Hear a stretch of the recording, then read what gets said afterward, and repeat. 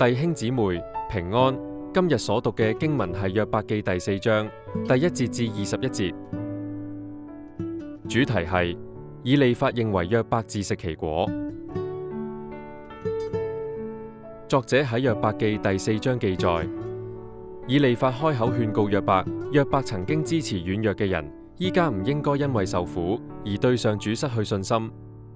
敬畏上主嘅人應該喺苦難裏面堅持信靠上主。以利法強調，罪惡必然帶嚟懲罰，約伯嘅苦難可能同佢自己犯罪有關。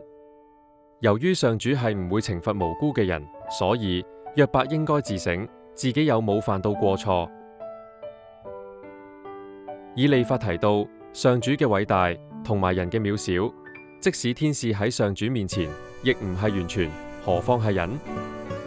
所以冇人能夠喺上主面前可以稱義。以利法提醒約伯，人嘅生命短暫，好似灰塵一樣，難以完全明白上主嘅作為。暗示約伯應該承認過犯，接受上主嘅管教，先至能夠重新蒙受上主嘅恩典。